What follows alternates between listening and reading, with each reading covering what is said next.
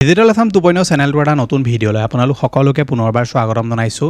আজিৰ এই ভিডিঅ'টোত মই আপোনালোকৰ কাৰণে এটা স্কলাৰশ্বিপ লৈ আনিছোঁ, যিটো স্কলাৰশ্বিপৰ নাম হৈছে doctor Rajendra Prasad scholarship program 2026 and 27।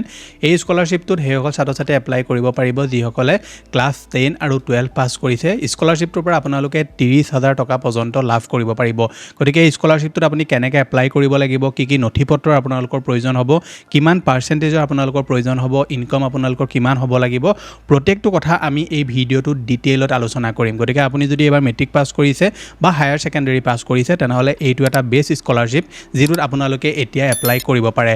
আহক এতিয়া ভিডিঅ'টো আৰম্ভ কৰোঁ। এতিয়া এই স্কলাৰশ্বিপটোত এপ্লাই কৰিবলৈ হ'লে আপোনালোকে কেনেকৈ কৰিব আমি ভিডিঅ'টোৰ আগলৈ আলোচনা কৰিম। তাৰ আগতে আপোনালোকক মই এতিয়া স্কলাৰশ্বিপটোত এপ্লাই কৰিবলৈ কি নথিপত্ৰৰ প্ৰয়োজন হ'ব, কিমান পাৰ্চেণ্টেজৰ প্ৰয়োজন হ'ব সেইটো কৈ দিওঁ। স্কলাৰশ্বিপটোৰ এপ্লাই যিটো লাষ্ট ডেট হৈছে সেইটো হৈছে 28 জুন। গতিকে আপোনালোকৰ হাতত অলমষ্ট 1 মাহ সময় আছে।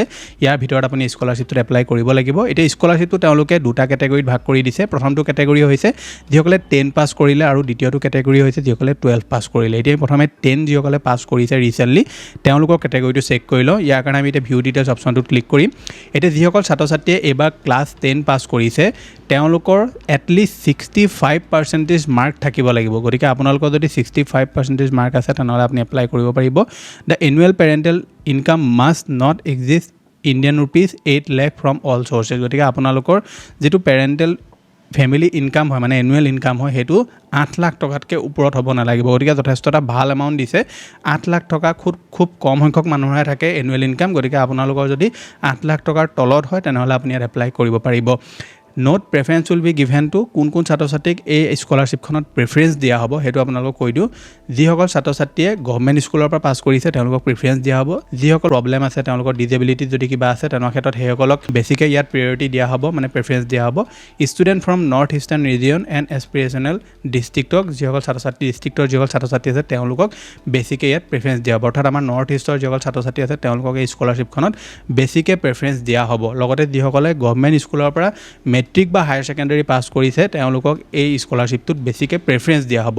বেনিফিটছ কি পাব সেইটো কৈ দিওঁ। Selected student will receive a one time scholarship of up to Indian rupees 30,000 depending on their fees structure. মানে যিসকল ছাত্ৰ ছাত্ৰীয়ে এইবাৰ ক্লাছ 10 পাছ কৰিছে আৰু তেওঁলোকৰ যদি পাৰ্চেণ্টেজ 65%ৰ ওপৰত হয় তেনেকুৱা ক্ষেত্ৰত তেওঁলোকে 30,000 টকাৰ এটা ওৱান টাইম স্কলাৰশ্বিপ ইয়াৰ পৰা লাভ কৰিব। এতিয়া স্কলাৰশ্বিপটোত এপ্লাই কৰিবলৈ হ'লে ইয়াত কেইটামান তেওঁলোকে নোটো দি দিছে।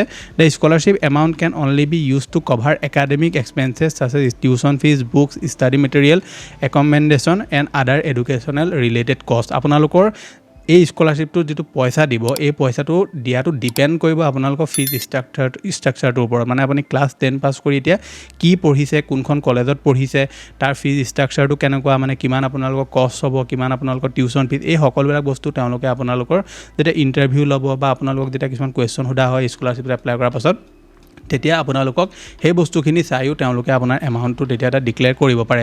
ডকুমেণ্টছ আপোনালোকক কি প্ৰয়োজন হ'ব সেইটো কৈ দিওঁ। ৰিচেণ্ট পাছপৰ্ট চাইজৰ ফটোগ্ৰাফ প্ৰয়োজন হ'ব। প্ৰুফ অফ আইডেণ্টিটি হিচাপে আপুনি আধাৰ কাৰ্ড দিব পাৰে। ক্লাছ 10ৰ মাৰ্কশ্বিটখন প্ৰয়োজন হ'ব। প্ৰুফ অফ এডমিশ্যনৰ আপোনাৰ প্ৰয়োজন হ'ব, মানে এইবাৰ যে আপুনি স্কুল বা কলেজত নাম লগাইছে তাৰ কাৰণে এডমিশ্যন লেটাৰখন বা আপোনাৰ যি কলেজৰ ID কাৰ্ড বা স্কুলৰ ID কাৰ্ড সেইটো প্ৰয়োজন হ'ব। ফিজ ৰিচিপ্ট অৰ ফিজ ষ্ট্ৰাকচাৰ যিটো আপুনি ফিজ ৰিচিপ্ট দিছে সেইটো আপোনালোকৰ মানে ফিজ ৰিচিপ্ট যিটো আপোনাক দিছে সেইটো লাগিব। এনুৱেল পেৰেণ্টেল ইনকাম চাৰ্টিফিকেট অৰ্থাৎ ইনকাম চাৰ্টিফিকেটৰ আপোনালোকৰ প্ৰয়োজন হ'ব। আৰু বেংক একাউণ্ট ডিটেইলছ লাগিব। কপি অফ পাছবুকৰ cancel cheque in the applicant or parents name, মানে আপোনাৰ নিজৰ একাউণ্ট হ'লেও হ'ব বা মা দেউতাৰ একাউণ্ট হ'লেও আপোনালোকে ইয়াত দিব পাৰিব বা কেঞ্চেল চেকো আপোনালোকে ইয়াত দিব পাৰিব as a bank account details হিচাপে। গতিকে এইকেইটা নথিপত্ৰৰে আপোনালোকৰ প্ৰয়োজন হ'ব। এতিয়া যিসকল ছাত্ৰ ছাত্ৰীয়ে ক্লাছ 12 পাছ কৰিছে তেওঁলোকৰ কাৰণে কি ক্ৰাইটেৰিয়া আছে সেইটো কৈ দিওঁ। তেওঁলোকৰ ছেইম ক্ৰাইটেৰিয়াত ৰাখিছে। তেওঁলোকৰ 65% মাৰ্ক এইবাৰ হায়াৰ ছেকেণ্ডাৰী বা ক্লাছ 12 পাছ কৰোঁতে তেওঁলোকৰ থাকিব লাগিব। লগতে ফেমিলি ইনকাম 8 লাখতকৈ ওপৰ হ'ব নালাগিব। প্ৰেফাৰেঞ্চ যিসকলে ধৰি লওক গভৰ্ণমেণ্ট স্কুল বা কলেজৰ পৰা এবাৰ হায়াৰ ছেকেণ্ডেৰী পাছ কৰিছে, যিসকল ধৰি লওক কিবা ডিজেবিলিটিৰ সন্মুখীন হৈ আছে, যিসকল নৰ্থ ইষ্টাৰ্ণ ৰিজিয়নৰ ছাত্ৰ ছাত্ৰী হয় তেওঁলোকক বেছিকৈ এই স্কলাৰশ্বিপটোত প্ৰেফাৰেঞ্চ দিয়া হ'ব।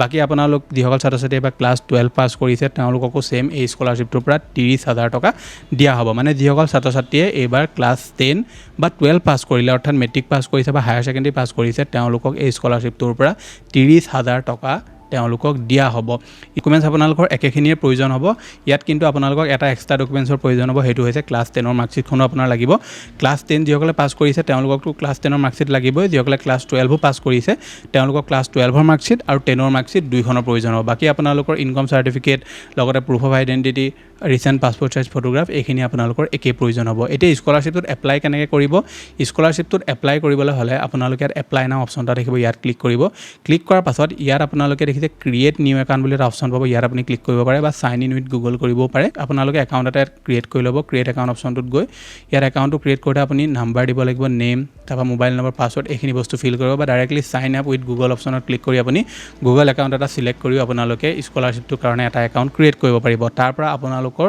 যি নথিপত্ৰ আপোনাৰ সম্পূৰ্ণ ডিটেইলছ এইখিনি বস্তু ফিল কৰিব লাগিব আৰু আপুনি স্কলাৰশ্বিপটোত এপ্লাই কৰিব লাগিব ইয়াৰ ওপৰত মই ডিটেইলত ভিডিঅ' দি থোৱা আছে চেনেলত আপোনালোকে ভিডিঅ' পাই যাব যে স্কলাৰশ্বিপ এটাত কেনেকৈ আপুনি এপ্লাই কৰিব লাগে গতিকে সেইকেইটা ভিডিঅ' চাই আপোনালোকে ধুনীয়াকৈ এপ্লাই কৰিব পাৰিব স্কলাৰশ্বিপটোৰ লাষ্ট ডেট হৈছে আপোনাৰ 28 জুন গতিকে তাৰ আগতে আপুনি এপ্লাই কৰি লওক যদি স্কলাৰশ্বিপটো নিজে এপ্লাই কৰাত আপোনালোকৰ অসুবিধা হয় তেনেহ'লে আমাৰ লগত এই নম্বৰটোত যোগাযোগ কৰিও আপোনালোকে ডক্টৰ ৰাজেন্দ্ৰ প্ৰসাদৰ স্কলাৰশ্বিপটোত আমাৰ থ্ৰুদিও এপ্লাই কৰিব পাৰে এতিয়া আপোনালোকৰ স্ক্ৰীনত মই আৰু কেইটামান স্কলাৰশ্বিপৰ বিষয়ে দি দিছোঁ যিকেইটা স্কলাৰশ্বিপ অহা কেইমাহমানৰ ভিতৰতে এপ্লাই ষ্টাৰ্ট হ'ব ইয়াৰ গতিকে এইকেইটা স্কলাৰশ্বিপত কি নথিপত্ৰ লাগিব কিমান এমাউণ্ট লাভ কৰিব প্ৰত্যেকটো ডিটেইল আপোনালোকক মই ভিডিঅ'টো দি থৈছোঁ নিশ্চয় এবাৰ চেকআউট কৰিব মই লগ পাম এটা অন্য ভিডিঅ'ত আজিলৈ ধন্যবাদ